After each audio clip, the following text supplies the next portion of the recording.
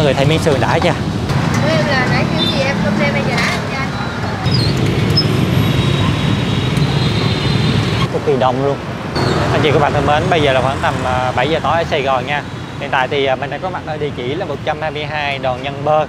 Thì trong buổi tối ngày hôm nay thì mình sẽ ăn cơm tấm đêm Sài Gòn. Địa điểm này nó gần với cơm tấm Mai rất là nổi tiếng Đòn Nhân Bơ. Quán cơm tấm thì nó nằm dọc theo cái vỉa hè như thế này mọi người, vô cùng rộng lớn luôn. Rồi mình thấy hoành tráng lắm á. Nó nằm ngay ngã ba Đòn Văn Bơ và Hoàng Diệu. Cái xe cơm mới nằm bên đây. Đó. Mình vừa tới thì quán đang dọn ra mọi người. Ghế thì chưa có trải ra hết đây nè. Mình có thể ngồi qua bên đây. Cái khúc bên đây thì chạy trước rồi, có khách người ta vô ăn rồi. Đó. Cái xe cơm lên đây, hồi nãy mình thấy cũng rất là hấp dẫn.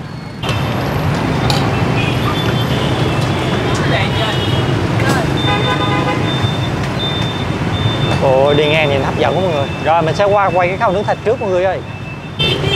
Đó mọi người, mình vừa tới là cái khâu nướng thịt thì vẫn chưa nướng nè. Than người ta vẫn còn gọi là cái công đoạn mà làm than cho nó nhuyễn ra để mình nướng thịt đó mọi người, rất là nóng nha. Còn đây là cái xe cơm, cái đồ ăn nè. Ồ, hấp dẫn chưa? Mình thấy có hai cái thau thịt, bên kia một cái thau nữa. Ôi, cái miếng thịt to ghê luôn mọi người. Đây.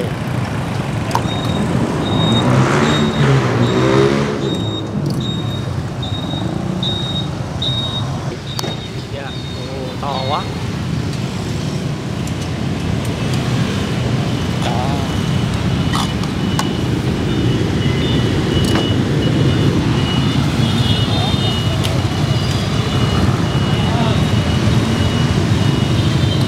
Còn chị một miếng sườn vậy là bao nhiêu tiền chị? Dạ 35.000. Ở trên quán mình mới vừa dọn ra đúng không? Dạ. Đó, mới dọn ra là khoảng 6 mấy 7 giờ đó. 7 giờ là mình bán tới mấy giờ là nghỉ? 4 giờ. Dạ 4 giờ sáng. Bán từ 7 giờ tối đến 4 giờ sáng mọi người.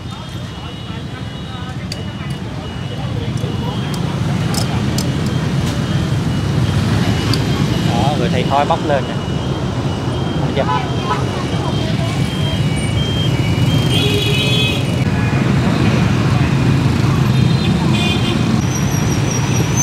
Đây mọi người, mình thấy cô bịt cái chân lại á, thì theo cô chia sẻ là do chợ cái mỡ nó văng lên cái chân, cũng cực lắm mọi người. Trời ơi, người thấy khói bốc kìa. Cái nướng thịt này á mọi người phải làm than cho nó nhuyễn, nếu mà than mà lớn quá thì phải chở liên tục, xong nó bị cháy. Dạ.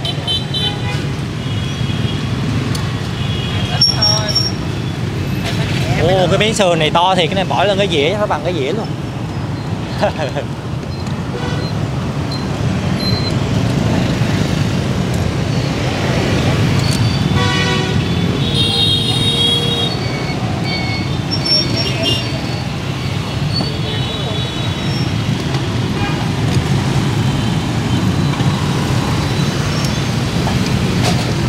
Nhiệm vụ của mình cô ở đây là nướng thịt thôi.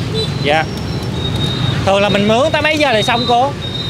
Đó, mình nướng tới hết bán rồi. Dạ. Ra miếng nào bán miếng đó à? Dạ. Ủa, quán cơm tấm của mình này bán được lâu chưa hả cô? 20 năm. Dạ. Là trước giờ chỉ bán cơm tấm đêm thôi. Dạ. Trời thơm quá. Em không chở như là mở cái răng nè. Dạ. Giòn mỏng. Che nó lại cho nó.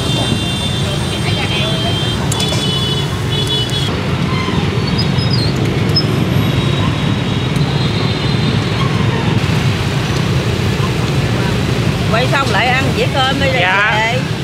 Ăn cơm với con ngon hay dở? Dạ, con tí nữa con ăn sao?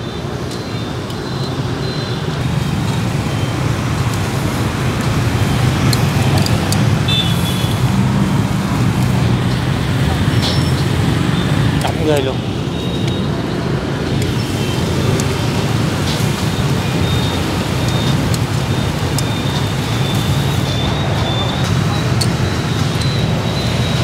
Con thấy cô phải trở liên tục không có khác hơn con.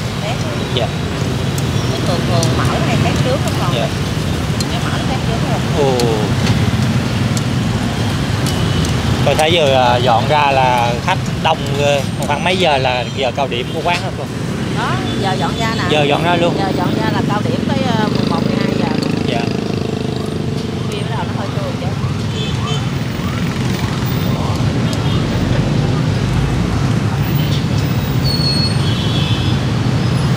Hay là dắt cửa đâu.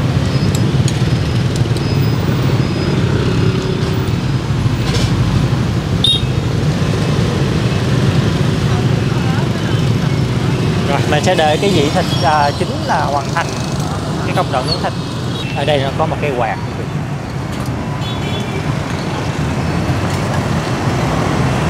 Mình mọi người để ý hai cái chân của cô đó để bảo vệ cái miếng mỡ nó văng ra vì phỏng chân.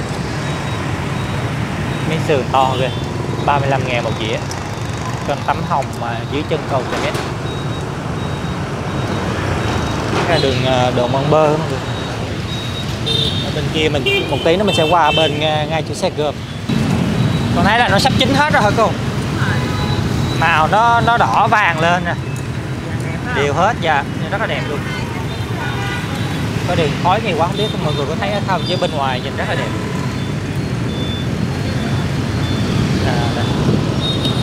Cái thùng này để cho giữ đồ nóng á cô. Dạ đây.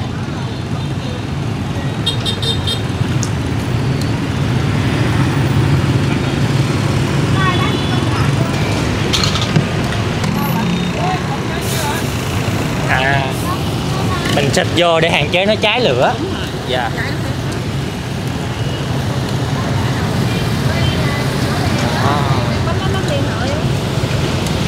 Cái dĩ đầu tiên cũng sắp hoàn thành rồi.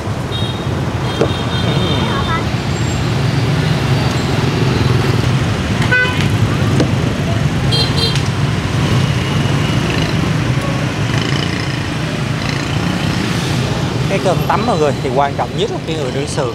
Nếu mà sườn không kịp á thì mọi người tới ăn đợi lâu á.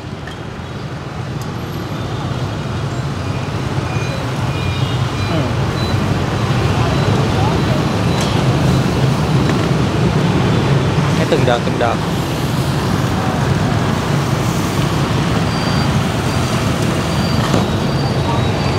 Mình mới vừa quay xong một cái dĩa thịt thì mình sẽ quay là một vòng không gian để cho người xem. Quán rất là đông mọi người.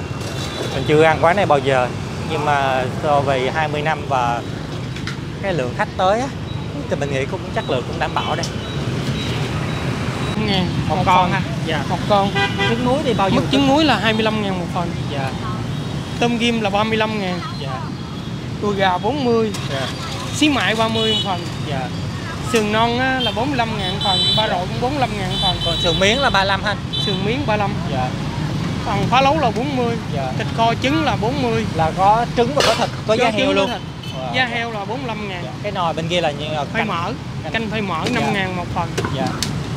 Ổ qua là 20.000 một phần. Dạ.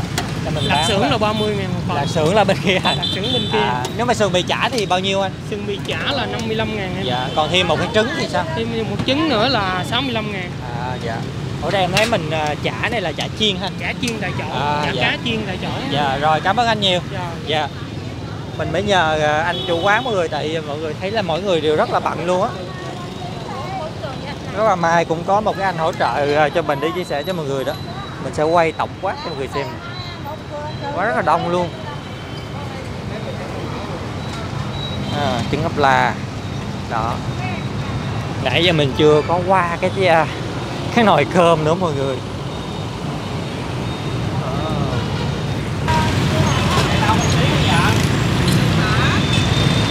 Bên đây có ai không? Bán rồi chị Vi ơi.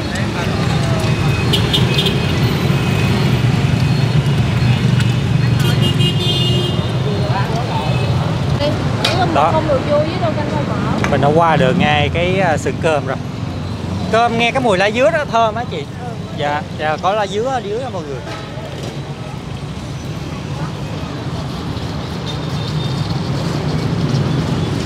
Anh ơi 4 ngọt không lấy mỡ hành luôn hả? Mình ấn tượng với mấy anh chị quán này ghê, quán đông vậy đó. Nhưng mình hỏi thì Anh chị vẫn trả lời rất là dễ thương.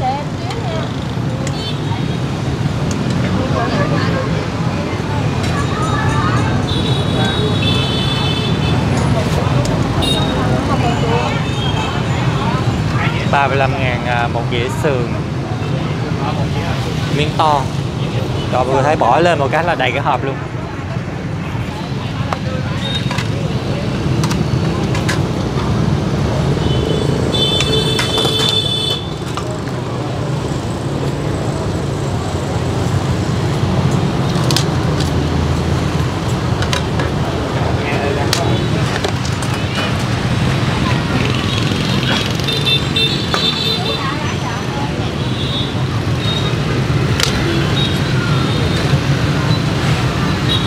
Đây mình thấy có một cái nồi dự trữ. Nấu thì nấu bằng ga mọi người. Đây là trứng ốp la, canh khoai mỡ này. Lâu rồi thì mình cũng chưa chia sẻ cho anh chị các bạn về cơm tấm đêm ở Sài Gòn. Gặp hôm nay cái quán này quá hoành tráng luôn, rất là đáng thử. Lại bằng đầu phải không?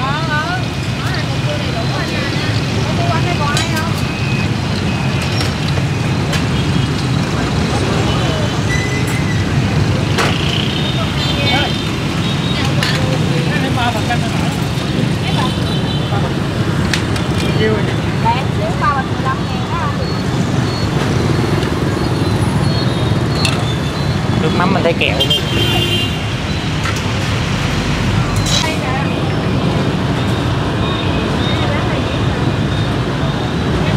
Mắm với lại chả cá la.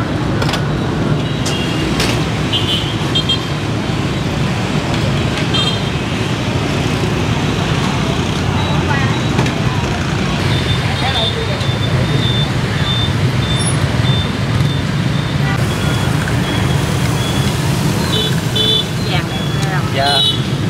Nãy giờ là gần hết một thùng rồi mọi người. Đó.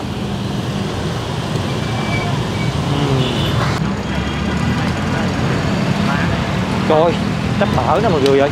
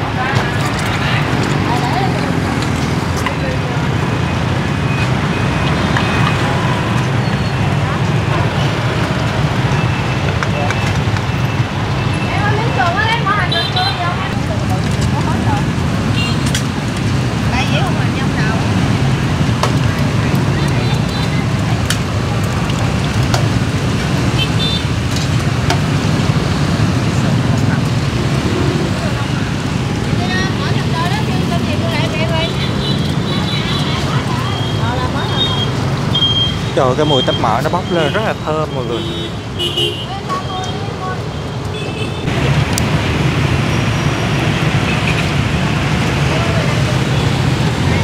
Rồi đỡ bụng quá mọi người ơi, mình quay xong đợt này chắc cũng phải thưởng thức một dĩa cơm tấm đêm ở đây mới được.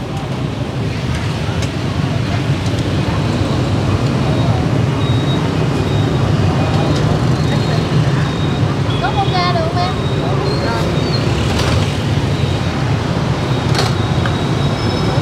Đây còn dĩa nha. Dĩa dạ 70.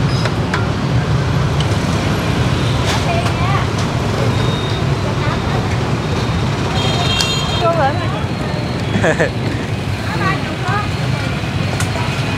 Mấy em dĩa chừng này. Đó, người thấy miếng sườn đã chưa? Nước mắm thì mình thấy ở đây là người ta không múc trước.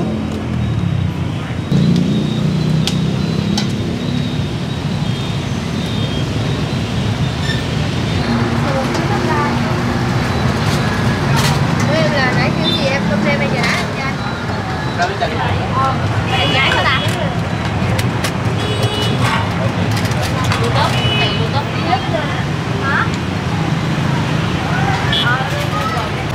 Rồi hiện tại mọi người tôi cũng gần full bàn rồi, quán cực kỳ đông luôn.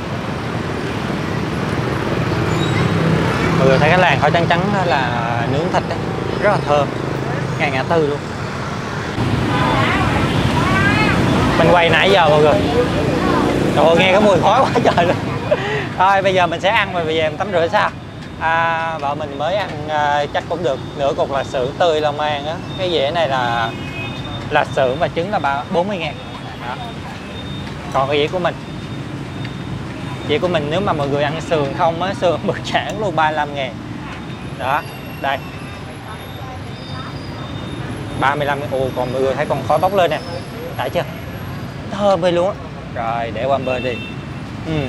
Mọi người thấy cái miếng sườn, cái nước ớt á, cái nước ớt rất là đậm đà, nó còn dính như miếng cơm luôn nè. Đó. Còn cái trứng á, em mời cái này đặc biệt ở đây là chả nướng không hấp nha. Dạ. Em mời. Dạ, giá thì sao anh?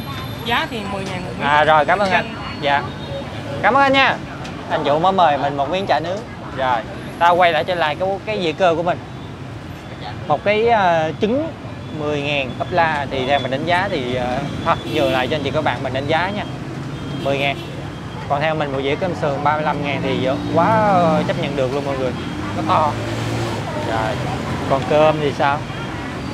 Cơm thì vào buổi tối như thế này thì cũng không phải là quá nhiều, cũng không phải là ít. Đó.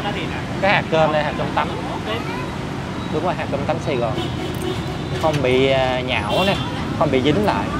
Cơm tơi, mọi người thấy có lượng khách ở đây là biết. Và bên cạnh đó nó có đồ chua.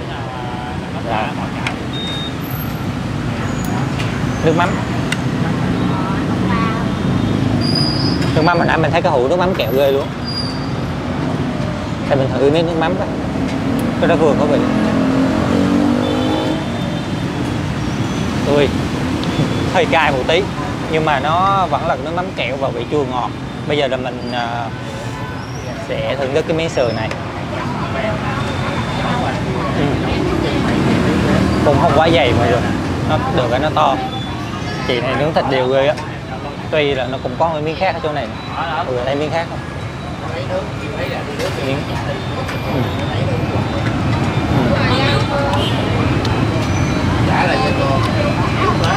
Miếng sườn mềm thấm vị, cái vị rất là đậm đà.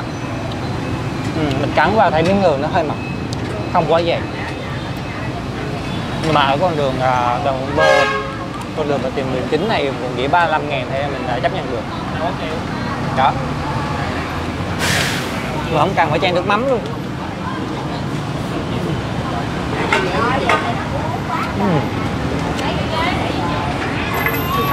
Cơm á, nó thơm có mùi lá dứa luôn. Hở kỹ á, nó thơm có mùi lá dứa.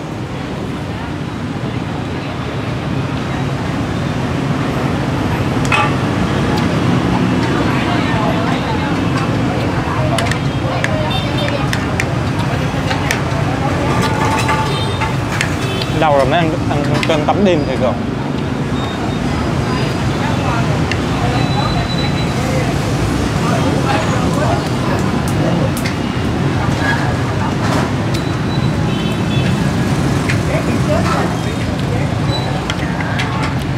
Cái này chắc không đủ để mình trời ơi, trứng ốp la tan chảy luôn nè.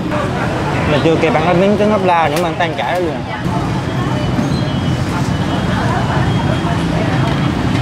Ăn miếng này vừa cho béo lắm. Ok.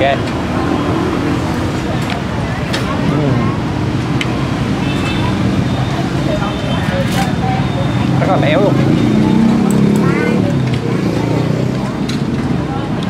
Cơm này nếu mà ăn mạnh á thì anh chị các bạn mình, nếu mà ai mà ăn mạnh chắc phải kêu cơm thêm. Cho mình thử cái hủ qua coi. Nước mắm này nước mắm kẹo mọi người. Một trái hủ qua là 20.000. Đó. Ở quận 4. Mặt tiền nãy đường gì đó, đường Đòn Nhân Bơ qua Hoàng Diệu.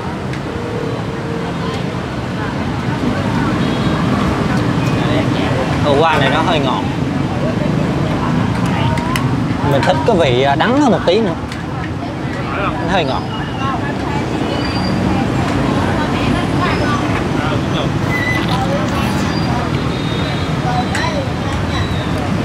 Mềm ghê. Ở đây người ta hầm á, mềm ập luôn á.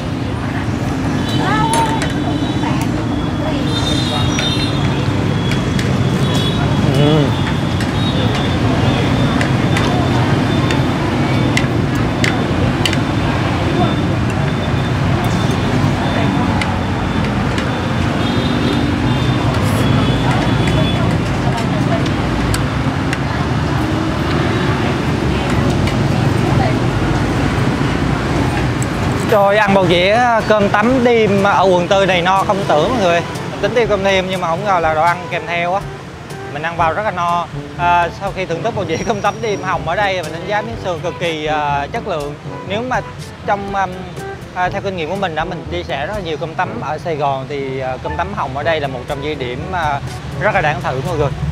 Nước mắm kẹo, miếng sườn đậm đà, cơm chuẩn cơm tấm luôn. Một dĩa thì cơm tấm đêm là 35.000, còn đồ ăn kèm theo thì theo mình đánh giá thì nó hơi cao một tí. Cái trứng cắp la là 10.000. Đó, đây mọi người xem nè, phía sau mình đông người chưa? Bây giờ khoảng 8 giờ thôi. Anh chị các bạn mình nếu mà có yêu thích món cơm tấm đêm Sài Gòn thì có ở gần quận 4 này thì có thể ghé qua, bán từ 7 giờ tối đến 4 giờ sáng ngày hôm sau. Còn bây giờ xin bye bye và hẹn gặp lại anh chị các bạn vào những video tiếp theo. Anh chị các bạn thấy sao về cơm tấm ở đây thì để lại phần bình luận bên dưới. Bye bye và hẹn gặp lại.